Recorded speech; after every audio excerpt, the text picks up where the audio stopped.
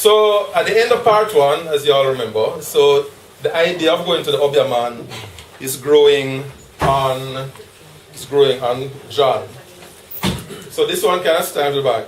You ras mad? You lickhead? You must drink mad puss piss to ras. Were the words uttered at considerable volume by the aforementioned Brian, John's best friend, as they met for a drink after work the following day. Have you lost your mind? No, strike that. You absolutely have lost your mind. Obeah, you idiot? Brian roared. A former rugby player with the build and voice to match, Brian Rodney's full-throated tongue-lashing brought the noisy hubbub in the Hummingbird Lounge in Rollington Town to a halt, as all eyes swiveled in the direction of the corner table where the two friends were sitting. Take time talk, no man, John begged in a loud whisper, tugging on his friend's arm to get him to sit back down, Brian having jumped to his feet in shock after he had been informed of his friend's admittedly crazy scheme. To John, crazy as the plan might be, it seemed the only logical thing to do, both carrying out the scheme and inviting Brian to go with him. He had spent several hours the previous night thinking about it, lying in bed and staring at the ceiling, as Carol slept peacefully alongside him, the moonlight coming in through the skylight, tracing its way along her shapely form. The way John reasoned it, it was the only option he had left.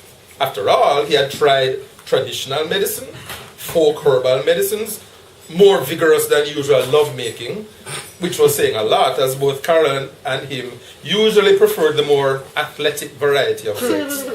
He had, however, drawn the line at hypnosis, and since everything more or less traditional had been tried and had failed, he figured it was only logical to try something different.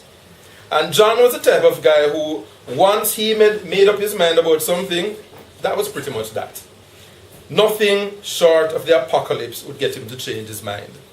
This implacable determination more often than not worked in his favor, as he generally tended to think things through pretty thoroughly before settling on a course of action.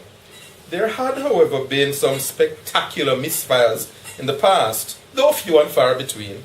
One constant in just about all these events, harebrained and otherwise, was Brian, his bosom buddy, his Tonto to John's Lone Ranger, or maybe his Sancho Panza to John's Don Quixote. Brian, listen a man, John appealed. Did I bear the mouth for mad me? What you want me to do? That is the only thing I can think of. And you have to come with me. Why you always involve me in your mad scheme, them, John? So, is Wells Nagas. Carol, is you mad? Me mad? Me mad? It's not me who have to go to barnyard. And furthermore, you know any Obeah man? Why, brethren, me think you that didn't know? John replied cautiously.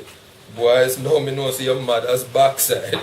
Is which part me must know Obeah man from, John? But Brian, and St. Thomas you coming from? Brian looked at his friend with the sort of look that most people usually reserve for those touched in the head. So, just because I come from Yallas, I must know Obeah man. Like one of them in my family or something? Brian queried. No man, John hastened to answer. But maybe you might know somebody who can point with the right way. Brian did not respond immediately. He looked away with a faraway meditative expression, then looked back at John and sighed. If you really decide to do this, I think a brethren of mine who I grew up with might can help. He might know somebody who you could go check. I don't know much about them thing there.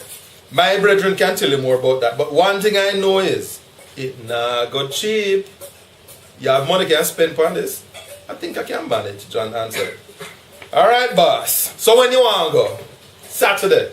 2 days hence. That's the end of part 2. Okay, nice. Alright.